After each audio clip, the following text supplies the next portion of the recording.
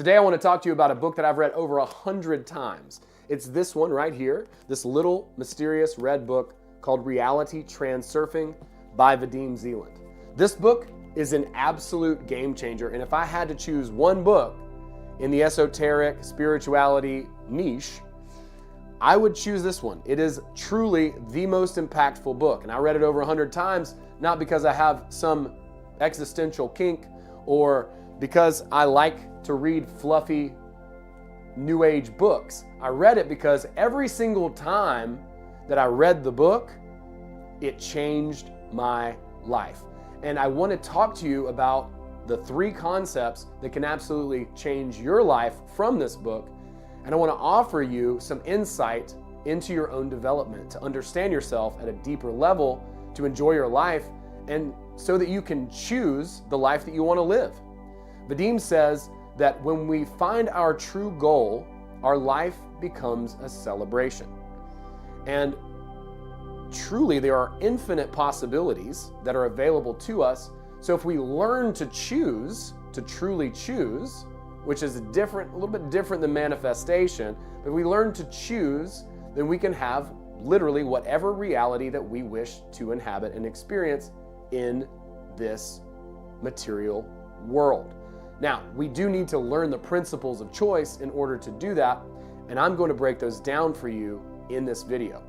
So stick around, and I will have an offer for you to help break this down even further into smaller and smaller bits. So most manifestation advice focuses on vision boards and affirmations and visualizing these processes and doing a lot of meditation and those types of things. Well, reality transurfing is different because it's really not a spiritual system. It's far more practical. It's quantum physics. It's understanding the power of infinity and choice.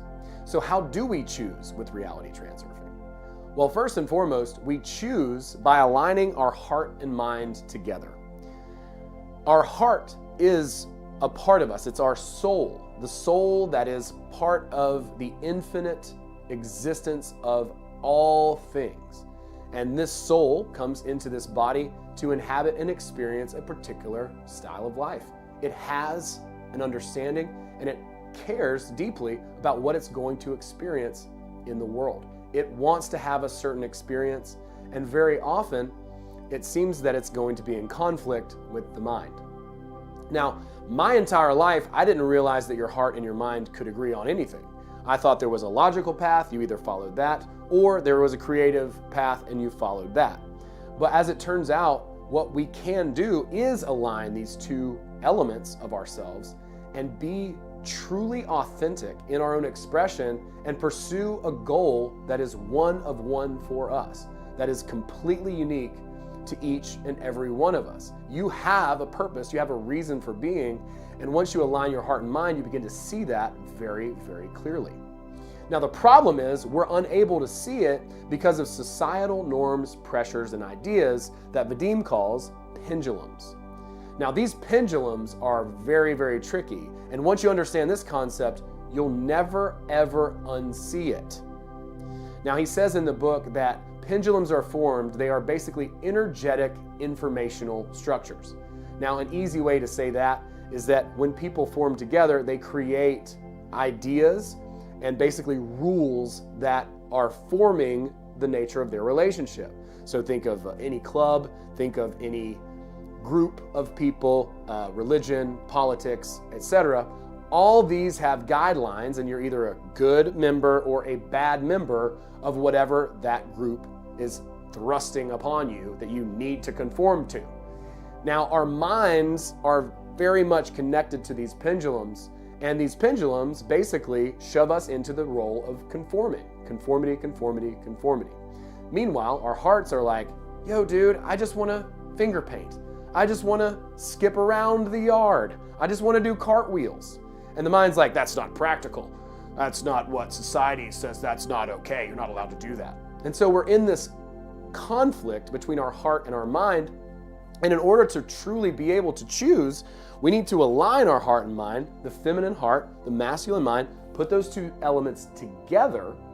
And then from there, we are able to truly choose what is best for us from the realm of infinity where everything already exists. And we begin to choose and bring that reality into focus into this incarnation that we're experiencing. Now our heart and mind are working together as opposed to fighting against each other.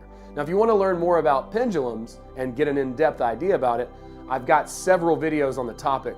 They are game-changing. But the thing about it is, what we need to understand is not pendulums itself. That the pendulums are not necessarily evil, so to speak. They're just misleading us and basically seeking their own energy. So instead of us basically filling our own cup and going in our own direction and doing the things that we wish to do, we start to comply with the will of the pendulum and conform to what that is. But once we begin to break free and see these structures for what they are, then we can begin to key on what is most important, and that is the still small voice within us, that rustle of the morning stars. This is our guide. This is our compass. This is our true north, where we are understanding exactly what trajectory that we're on and moving in that flow, choosing consistently what is resonant between our heart and our mind. And that will make our heart jump with joy and our mind rub its hands with glee.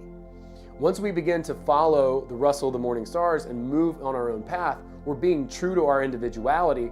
We're no longer giving our energy over to these pendulums, these energetic informational structures, these systems and matrices that are in place that are basically just pimping us out for our energy. Now we're actively reinvesting our energy into ourselves, and we're finding our own unique path down this road of heart and mind connection. We're hearing that rustle of morning stars, that still small voice.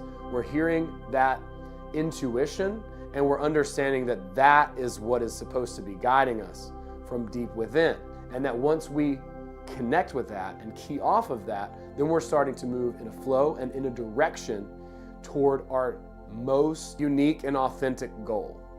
Once we start to key off of that, we start to move in a direction toward our most authentic self, our truest goal, and our highest self.